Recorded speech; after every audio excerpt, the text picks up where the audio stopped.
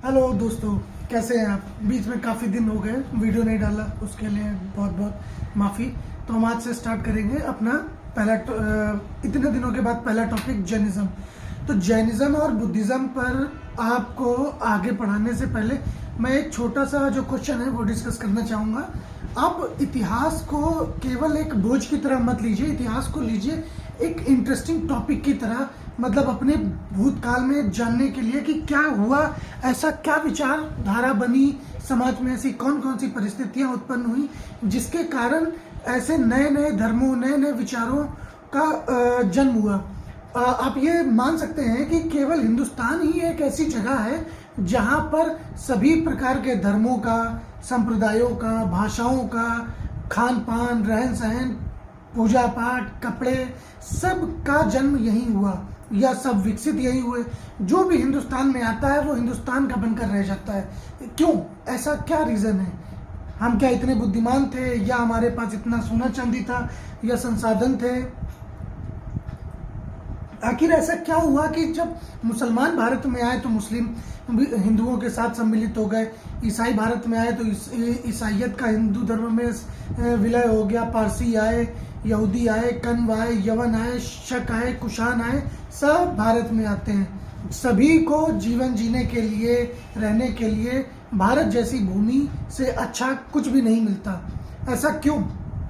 जब हम प्राचीन काल से एक सनातन धर्म की ओर चल रहे थे और उस सनातन धर्म को फॉलो कर रहे थे, वैदिक रीति रिवाजों को फॉलो कर रहे थे, सब कुछ अच्छा चल रहा था, everything was fine, then what is the need of the hour to develop such kind of religion like Buddhism, Jainism? क्यों? क्योंकि इसका मुख्य कारण क्या होता है कि जब आप किसी धर्म या उसकी व्यवस्थाओं या उसके नियमों में अडिग होकर रह जाते हैं कि नहीं, ये नियम ही सही है और यही फॉलो किया जाएगा। जैसा कि आप जानते हैं कि सूरज उदय होता है तो प्रातःकाल, फिर दोपहर, उसके बाद शाम, फिर रात, ऐसे जैसे समय बदलता है, ऋतुएं बदलती हैं, उसी तरह सभी प्रकार के नियमों में भी परिवर्तन बहुत जरूरी है मानव जीवन के लिए। लेकिन समय के साथ हिंदू धर्म और उनकी प्रथाओं में, रिचुअल्स में there was no change at all. They always wanted to remain in power. वो हमेशा ही शक्तिशाली बनकर रहना चाहते थे, इसीलिए उन्होंने समाज में परिवर्तन नहीं होने दिया, शक्ति का केंद्रीकरण करके रखा, so that they can become more powerful for more than thousands of years or forever। आपको ये मानना पड़ेगा, कोई भी व्यक्ति महान अपने पैसे या ज्ञान की वजह से नहीं होता है, वो महान होता है अपने दान की वजह से। जैसा कि मैंने किसी से सुना था कि जब आप विद्या का दान करते हैं, पैसे का दान करते हैं, संसाधनों का दान करते हैं, तब संसार आपको महान बोलता है, ग्रेट बोलता है। अगर आपके पास ज्ञान कितना भी रहे, पैसा कितना भी रहे कोई फर्क नहीं पड़ता। उसी प्रकार 600 BC के पहले या उस समय में जो ब्राह्मण धर्म है या सनातन धर्म है वो जटिल होता चला गया, समाज की जो प्रगति है वो बाधित हो गई, और वो जो समय था वो सेकेंड इंडस्ट्रियलाइजेशन या शहरीकरण का समय था। बड़े बड़े सेंटर्स, सिटीज डेवलप हो रहे थे, नगर डेवलप हो रहे थे। अब उन नगरों में कृषि होगी, खेती होगी, तो खेती में किसका उपयोग होता है? खेती में जानवरों का उपयोग होता है। सॉरी, लग रहा है सामान गिर गया, चलिए मैं बाद में उठा दूंगा। तो मैं भी डर गया। तो खेती में जानवरों की आवश्यकता पड़ती है। अब जानवरों की तो बलि दी जा रही थी, तो जब जानवरों की ही बलि दे दोगे ईश्वर के नाम पर, पूजा के नाम पर, सेक्रीफाइसेस के नाम पर, तो फिर खेती किससे करवाओगे? खेती खुद करोगे। अब आपके शारीरिक बल और जानवरों के शारीरिक बल में तो अंतर होता ही है। अब एक बैल जितनी खेती कर सकता है, भैंसा जितनी खेती कर सकता है, घोड़ा जितनी खेती कर सकता है, या गाय, इन सभी की अगर बलि दे दोगे तो दूध कहाँ से लाओगे? आमतौर पे गाय या फीमेल जो पशु होते हैं उनकी बलि नहीं दी जाती थी। आप इस बात को कंटेस्ट कर लीजिए। जो बलि है वो हमेशा मेल काउंटर पार्ट की ही दी जाती है। स्त्रियों को कोई हाथ नहीं लगाता, केवल पुरुष ही काटे जाते हैं। जो काट के खाया जाता है वो बकरा होता है, मुर्गा होता है, मुर्गी नहीं काट के खाते हैं। क्यों? मुर्गी अंडे देती है, गाय दूध देती है, ठीक है। अब जब पशुओं की आप बलि दे देंगे तो फिर खेती कैसे करेंगे? तो ऐसे समय में समाज में एक नई विचारधारा की आवश्यकता थी। अब उस नई विचारधारा का जो जन्म होता है वो होता है बुद्धिज्म और जैनिज्म से। बुद्धिज्म आप पढ़ चुके हैं, अब जैनिज्म की बारी है, तो जैनिज्म हम स्टार्ट करते हैं। तो जो जैनिज्म था वो बुद्धिज्म से ज़्यादा पुराना था। ऐसा माना जाता है कि जो जैनिज्म है वो 2500 बीसी के लगभग विकसित हुआ था। भगवान ऋषभ देव का जन्म लगभग 2500 ईस्वी पूर्व माना जाता है, और ये जैन धर्म के संस्थापक थे। जैन धर्म में तीर्थंकर का कॉन्सेप्ट है। तीर्थंकर मतलब जो व्यक्ति को मार्ग दिखाए, मोक्ष तक ले जाए, ठीक है। अब और उसमें जो मुख्य इंपॉर्टेंट जो तीर्थंकर हुए हैं वो 23वें हुए हैं पार्श्वनाथ और 24वें महावीर स्वामी। तो हम स्टार्ट करेंगे महावीर स्वामी से। इनका जन्म जो हुआ था 6ठी शताब्दी पूर्व वज्जी गणराज्य के वैशाली नामक स्थान पर हुआ था। अब वैशाली के ये क्षत्रिय परिवार से बिलोंग करते थे। इनके पिता सिद्धार्थ भी राजा थे। तो राजा का बेटा है तो पावरफुल तो होगा ही, कितना कमजोर क्यों ना हो। तो अब जब राजा का बेटा है तो अब सन्यासी भी बने, चाहे कोई भी बने, पावर तो रहेगी। अब हाथी कितना भी पतला हो जाएगा, बकरी से तो ऊंचा ही रहेगा। तो जब इनका जन्म हुआ तो ऐसे मान्यता है कि सन्यासियों ने भविष्यवाणी की। ऐसी भविष्यवाणी शायद सिद्धार्थ के गौतम बुद्ध के लिए भी की गई थी कि या तो ये चक्रवर्ती सम्राट बनेंगे या फिर सन्यासी। इनकी माता का नाम त्रिशला था, और इनकी जो माता थी वो लिच्छवी गणराज्य के चेतक की बहन थी। राजा चेतक जो थे उनकी बहन थी इनकी माता सिद्धार्थ। और इनको 2 पुत्रों की प्राप्ति हुई थी, एक नंदीवर्धन और दूसरे वर्धमान महावीर। तो नंदीवर्धन इनके बड़े भाई थे। अब जब इनके पिता की मृत्यु हो गई तो पिता की मृत्यु के बाद इनका मन उब गया।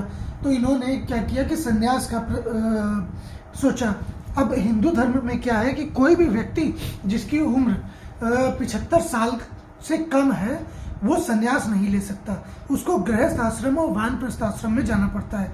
लेकिन अगर उससे पहले वो संन्यास लेना चाहता है तो अपने परिवार वालों की आज्ञा लेकर जा सकता है। इन्होंने भी क्या किया, अपने बड़े भाई नंदीवर्धन से बोला कि भैया बस हो गया हमारा भी, अब हमें संन्यास की ओर आगे बढ़ना है, तो अब आपकी आज्ञा हो तो हम भी संन्यास की ओर आगे बढ़े। इनके भाई को भी लगा चलो ठीक है, भाई कुछ करना चाहता है, कुछ बनना चाहता है, मतलब सबका बदला लेगा रे तेरा फैजल, वैसा टाइप नहीं था। इनकी जो भावनाएं थी वो क्षमा वाली थी, समाज को नई दिशा देने वाली थी। तो बड़े भाई ने आज्ञा दे दी और महावीर स्वामी घर से निकल पड़े। घर से निकलने के बाद इन्होंने 1 साल 1 माह तक तपस्या करी। उसके बाद इन्होंने क्या किया, अपने शरीर के सारे वस्त्रों को त्याग दिया और कड़ी तपस्या में और लग गए। मतलब शरीर को कष्ट देना है। ऐसी मान्यता है कि जब ये तपस्या कर रहे थे इनके चारों तरफ भूत प्रेत आसुरी शक्तियां कीट पतंगों सबने बांबी बना ली, इनको कष्ट दिया। इन्होंने अप्रतिम कष्टों का सहन किया। इतना कष्ट सहा कि मतलब इनका जो शरीर था वो चींटियों की बांबी से ढक गया। तो इसीलिए इनको महावीर बोला जाता है।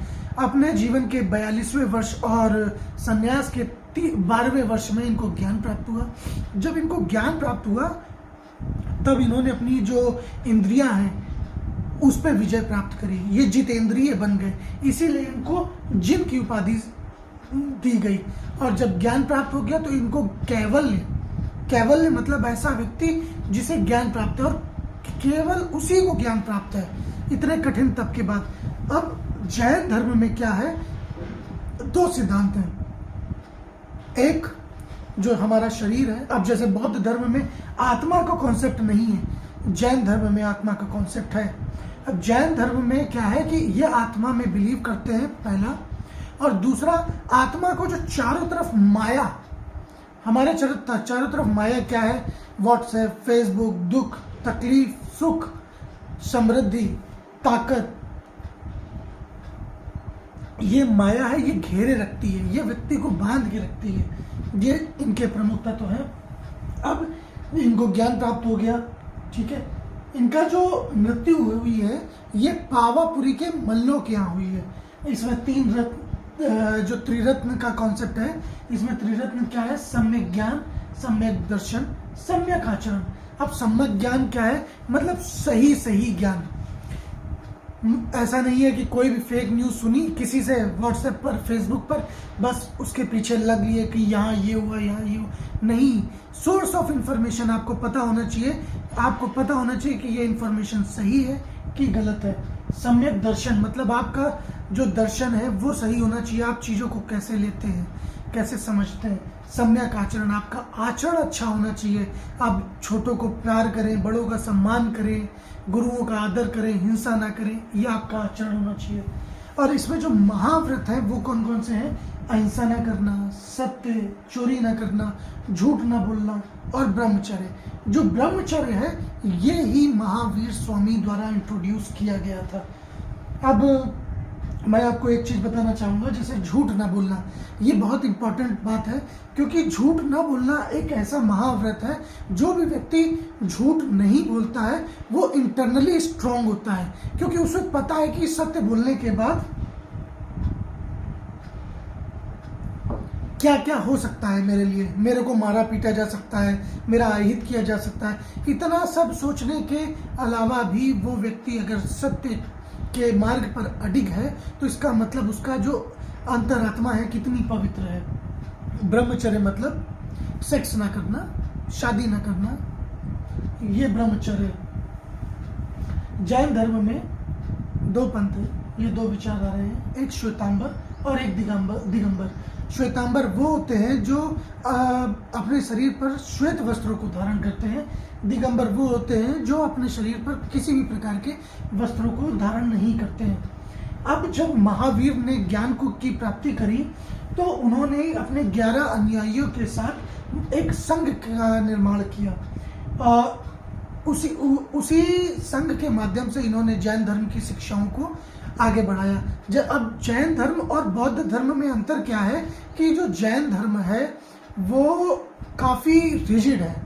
इसीलिए आप देखेंगे कि जब अकबर ने इबादत खाना का निर्माण करवाया तो उसमें जैन मुनि आते थे विचार विमर्श के लिए, लेकिन बौद्ध नहीं आते थे। क्यों? क्योंकि बौद्ध धर्म धीरे धीरे लिबरल होता गया और वो पाखंडों में पड़कर एक समय के बाद हिंदुस्तान में खत्म हो गया। लेकिन जैन इतने ज़्यादा रिजिड थे कि उन्होंने अपनी जो नैतिक विचारधारा है उसको बना के रखा और अभी भी बहुत कम संख्या में जैनी भारत में पाए रहते हैं। अब इसमें एक विधि है संलेखना विधि। संलेखना का क्या मतलब है कि अपने जीवन को भूख प्यास के माध्यम से इसको समाप्त कर देना। कि इन्होंने हिंसा का मार्ग तो पूरी तरीके से वर्जित किया है, तो ये क्या करते हैं, किसी की हिंसा नहीं करते हैं, बस खाना पीना छोड़ देते हैं और मृत्यु का वरण करते हैं। एक है अनेकांतवाद।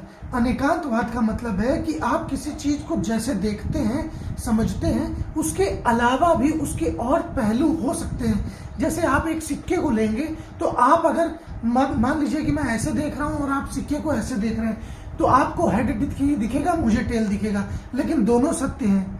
उसी तरह इन्होंने बोला है कि जैसे कुछ अंधे व्यक्तियों को एक हाथी दिखाया जाए तो सभी व्यक्तियों के हिसाब से हाथी अलग अलग होगा। किसी के लिए मोटा, किसी के लिए पतला, किसी के लिए सांप जैसा होगा।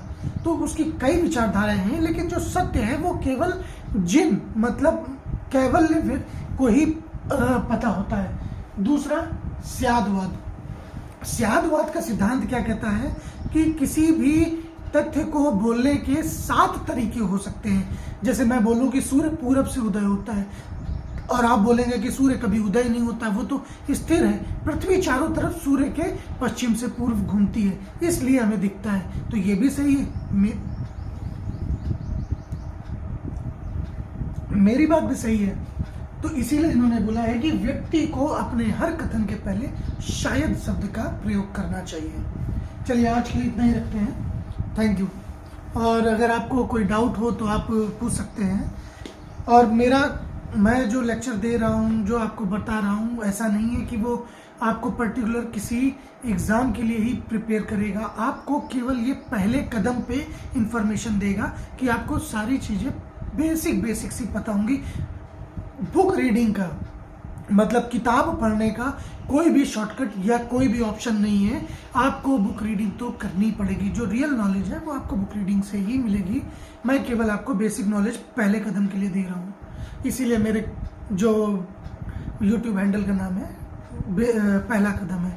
और मैं आपको एक अपना टेलीग्राम चैनल दूंगा जिसमें आपको नोट्स पीडीएफ फॉर्म में आपको अवेलेबल कराऊंगा, अभी नहीं, थोड़े समय के बाद। Thank you very much.